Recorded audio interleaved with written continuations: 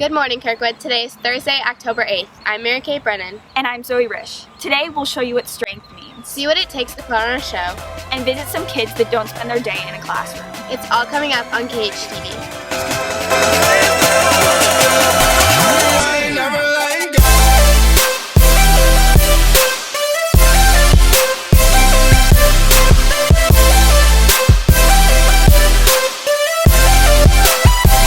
I'm like, hey, what's up, see my track going like the band.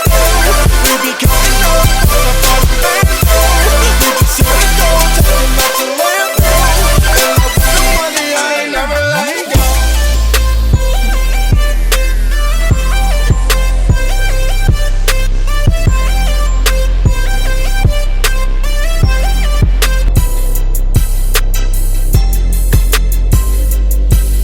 Christine Stewart and Zach Klingenpeel interviewed sophomore Mally Royer about her battle with brain cancer and how she finds strength.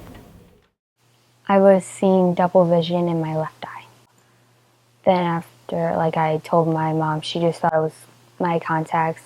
So then we didn't do anything, but then she went out of town and Andrea, the babysitter, was like, maybe we should go to the eye doctor.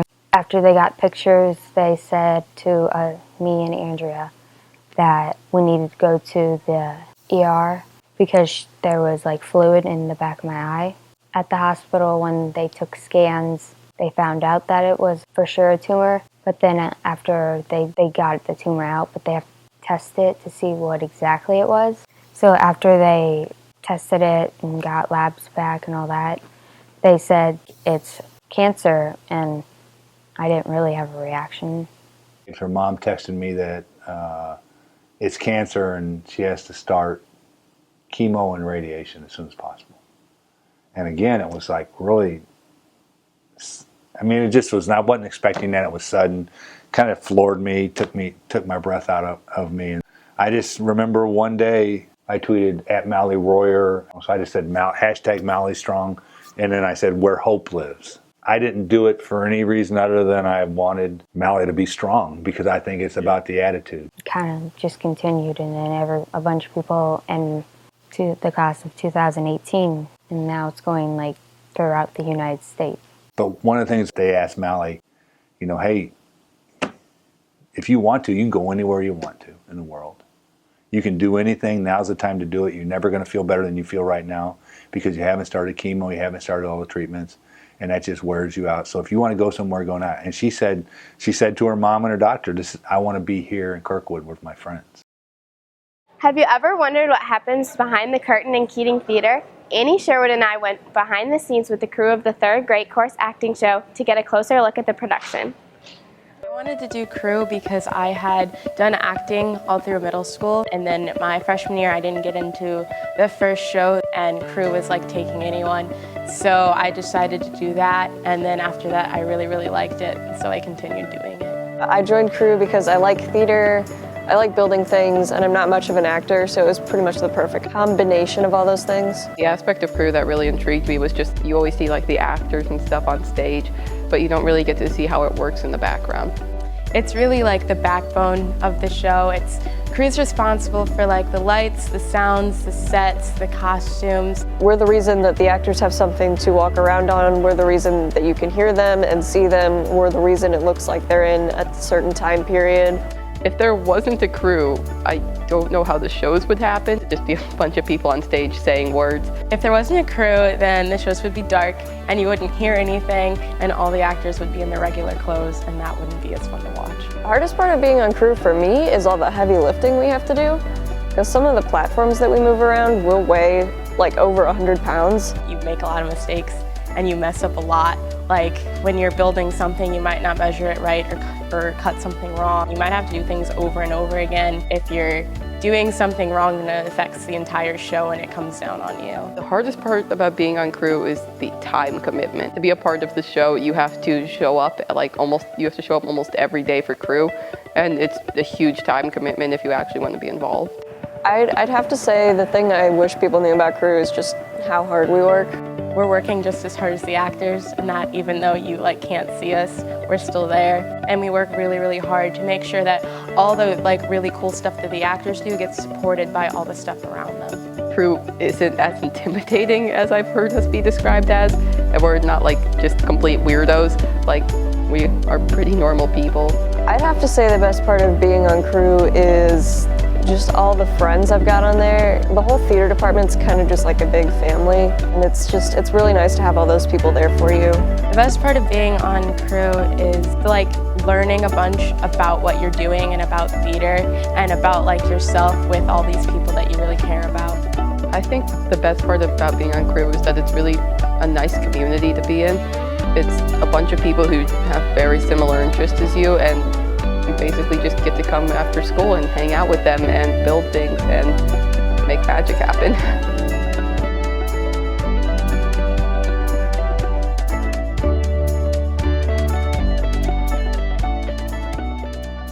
Many high schoolers have to balance schoolwork on top of extracurriculars. Frankie Sammartano and Antonio Phillips took a look at two seniors who have a whole bundle of responsibilities.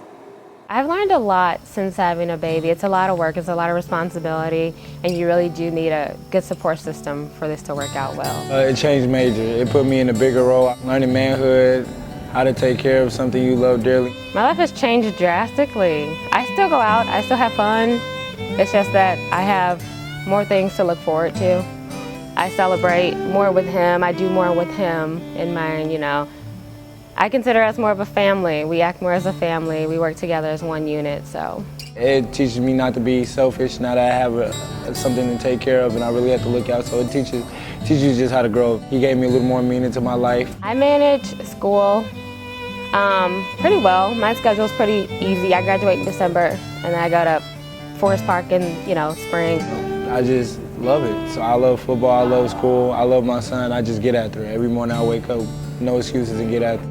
Parenting along with schoolwork isn't that easy at times. Mello is a very affectionate baby. He loves being held. He's a happy baby, so I have to balance on giving him enough time, rocking him to sleep and then focusing what I need to focus on. Myron supports me, my grandma, my mom, my brothers and sisters, my whole family and his whole family really supports us because we are working hard at this. I had a super mom of the year, Nisha Jones, probably the best mother you can have. She can cook, clean, she feeds me, feed him, changes his diaper. She's just really big help around the house. He's the world to me. I love that kid to death. He is so funny and he has the sweetest little smile. By far the most important thing in my life. I wouldn't put $1 million over him. There's nothing better than having him. He's my world. He revolves around me, I revolve around him. Anna Honingfort and Harry Heinrich uncovered Brittany Curry's journey to a camp that helped her become more confident in herself. I attended Camp Jumpstart this summer, and the mission was to lose weight and gain confidence. I went to several different classes, including aerobics, strength, waterfront, cardio, and I also did field and swim where I played capture the flag dodgeball and had fun times with friends. There would be nights where we would sit in the cabins and literally stay up until about 11 or 12 in the morning having a truth circle, crying our eyes out, and from that you just gain a lot of confidence when you know that you have people who are going through the same thing as you are. I've never tolerated bullying, but now when I see it happen, there's something in me, I'm not gonna just stand there. I believe that everybody deserves happiness, and now since it's a new me, I'm gonna put all of the change that this world needs, I'm gonna put that to action. I was gonna start a bullying campaign just for Kirkwood. Actually, it can go anywhere, but I feel like Kirkwood is the place that needs it right now, because so many people, I walk down the halls and I see everybody getting bullied, and I'm just like, I don't want them to be like me. I don't want them hating themselves. That's just not what people deserve. 8th grade year was the year I wanted to end it all, but I decided not to. I had family. I have a lot of friends who care about me, so I'd rather see them happy. Be yourself. You can't be anybody else. You can't be the girl that you claim that's your best friend. You can't be her. You can't be the girl who's on TV.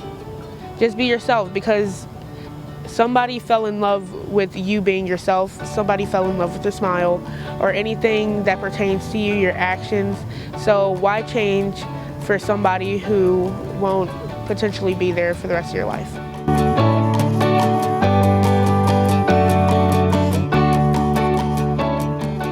June 26, 2015 marks an important day that no one will forget. Madison Shedd and Lola Bracey find two opposing views on this landmark event. This morning, the Supreme Court recognized that the Constitution guarantees marriage equality.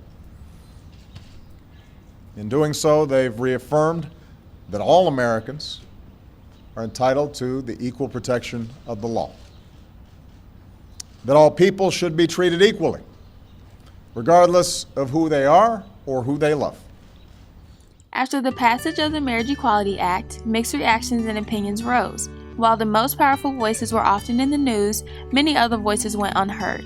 KHTV went to find two of these voices to see if opinions were as far apart as media makes them to be. And to our surprise, they are not. Gay rights are really important because it's not something that you can choose to be, and marriage is important because if we don't have that bond between us, then even though we say we have rights, there's still an obvious line between the LGBT community and straight people. And I personally don't believe that marriage should be between like a girl and a girl or a boy and a boy. I think that marriage is between a man and a woman because that's what the Bible says and that's what I believe to be true. However, I believe that it's not my place to tell you what you can and cannot do, because that's not what I'm here. I'm here to love others and show love and just make the world better. So the day I got passed, it was not a shock. I kind of expected it. Our country is always fighting to get equality between people, whether it's between races or between marriage or women's rights or whatever. Just because something you can't help restricts you from so many things that you're supposed to have in this country, and that's what America's really for, is for freedom and equality, and I'm really happy we have that now. I'm a Christian, and so it's really been hard for me because a lot of times when people think, oh, you're a Christian, you hate marriage equality, like you're homophobic, and that's not what it is at all. I knew I was lesbian since I was like 5, and I mean, obviously I didn't really know what it was. I was just really confused, and I increasingly felt like I was just going to be kind of shut down and just shoved aside. But now that I'm older and I understand everything, it makes me feel kind of mad almost that we get treated so much differently just because of a sexuality when it's not really that important. I'm not here to judge, and that's something that I feel like it's really missed in this whole, I guess, fight for equality, because I don't believe that it makes you a horrible person. I don't believe that it makes me a horrible person. Just because we can't choose our sexuality, just because someone doesn't agree with it, it doesn't make sense to say, okay, you're you, that's fine, but you don't get any rights. I believe that marriage is between a man and a woman, but I also believe that it's not my place to tell you that you can't marry the person that you love. Emily Smockin and Julia Bruns interviewed sophomore Nina Van Camp about receiving her new heart. I was born with a 2-chamber heart. Back in December of 2013, my heart, from school I used to get like purple lips and my breathing was off. So the day after Christmas, I had to go in to Mercy, and that's when they started to do tests, and they found out that all these clots were in my body, and they didn't really know like how to fix it, so I got transferred to Cardinal Glennon. I started to, have cardiac arrests, and just my whole body was failing. After they healed the clots for me and, my heart became stable, was when that they told me that I need a new heart. All the people at Cardinal Glennon were so nice. They were like another family to us. They were always like kind, and I did a lot of stuff when I was stable, waiting for my heart. Like we did splatter paint, and we did like baking cookies, and There was also like physical therapy, which I did not like. While I was in the hospital, like so many people from my school, like they reached out to me, and a lot of them visited me, and yeah, my best friends, they were just like so psyched that I was getting a new heart because they knew I couldn't do stuff before, but now I would be able to. I finally got it on March 13th. I was really scared. I actually, like my family thought I was gonna die. Most of the time I don't remember what happened because I was on all this medication, and so it was not a good experience for me, but I've learned a lot from it. 6 months after I got my heart, the doctor said that I was eligible for a Make-A-Wish. And so they let me choose what I wanted, and I chose to go to Maui. And so that was literally such an amazing experience because I'd never seen the ocean or the mountains before because I never really like rode on a plane with my heart condition. It was so fun, just like seeing the mountains and like snorkeling. I think my family's gotten a lot closer.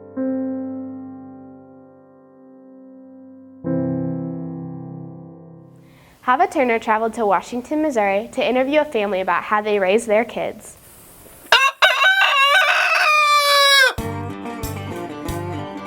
Some friends of ours had a lot of digestive problems, and they were doing this crazy diet to try and heal themselves of that.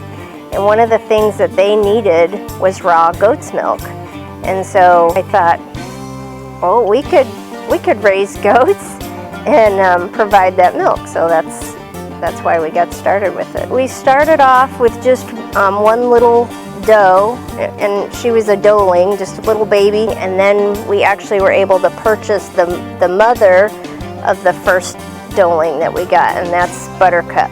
And so then we've just bred them. We'll start the day off at the barn, and we feed and milk the goats and the chickens and take care of all the animals.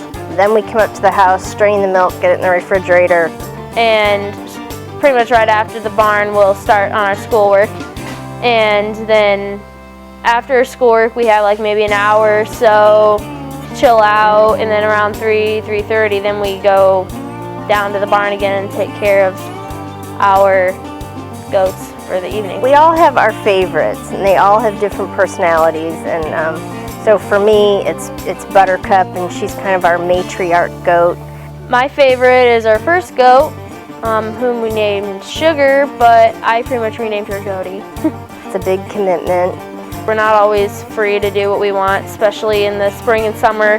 Whenever we have baby goats, we have kids, and especially when they're really little, we feed them about every 2 hours. The biggest downfall is that you can't just pick up and go whenever you want. One perk I think that we have, having our own animals and chickens and that, is just the idea of being a little more self-sustainable. Well, you do get to be around a lot of animals, and it makes excuses sometimes for friends to come out, and you can meet new friends that way to come and see your farm. It provides us with a lot of entertainment.